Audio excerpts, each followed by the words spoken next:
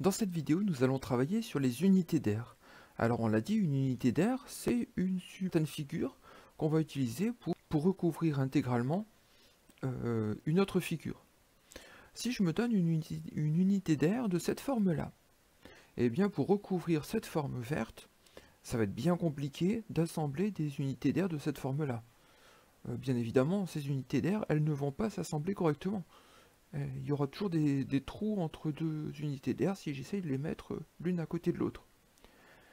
Si j'essaye d'utiliser une unité d'air de forme triangulaire, ici même un triangle équilatéral, et bien là je vais réussir à recouvrir cette forme verte.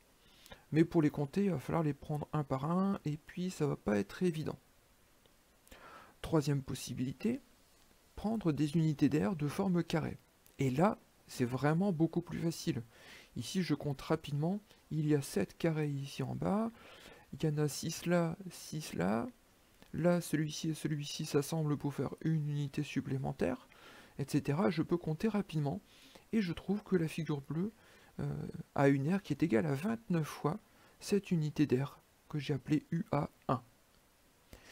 Alors, on comprend bien que l'idéal sera donc d'utiliser des unités d'air de forme carrée, car elles s'assemblent très bien et elles sont faciles à compter.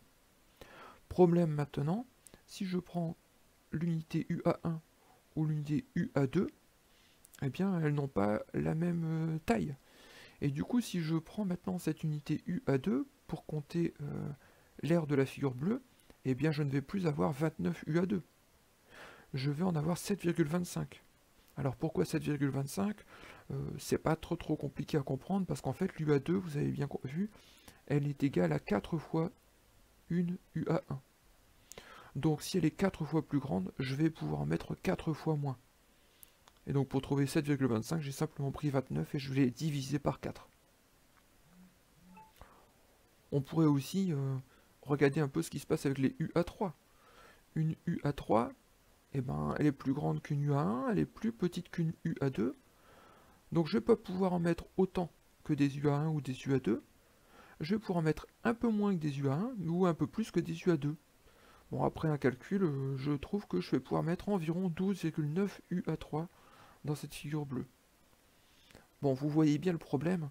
Si je choisis des unités d'air carrées, mais avec des tailles différentes, eh bien je n'ai pas le même résultat, je n'ai pas la même aire, en tout cas le même nombre d'unités d'air utilisées pour mesurer l'aire d'une figure.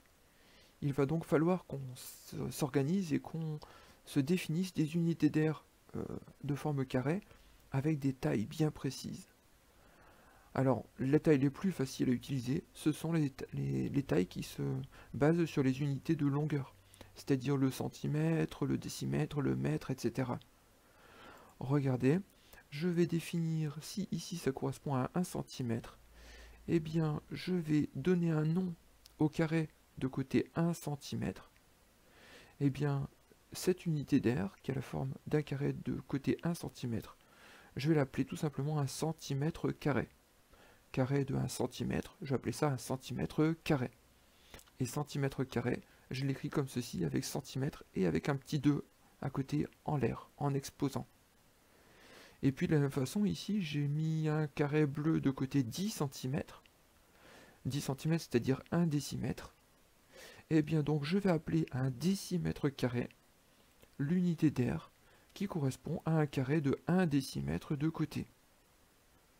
Et puis je pourrais aller plus loin et parler du mètre carré. Alors vous voyez ici, forcément c'est tout petit. J'ai 1 centimètre carré, 1 décimètre carré. Et j'ai ici construit un carré rouge de côté 100 cm, c'est-à-dire 1 mètre. Et bien cette unité d'air ici, on appellera ça un mètre carré. Bon, vous avez compris, je peux utiliser des décamètres carrés, des hectomètres carrés, des kilomètres carrés. Ou à l'inverse, je pourrais utiliser ici en plus petit un millimètre carré. Ce sont les unités d'air qu'on va utiliser ensemble, parce qu'on va pouvoir en parler simplement et tout le monde comprendra bien ce qui se passe.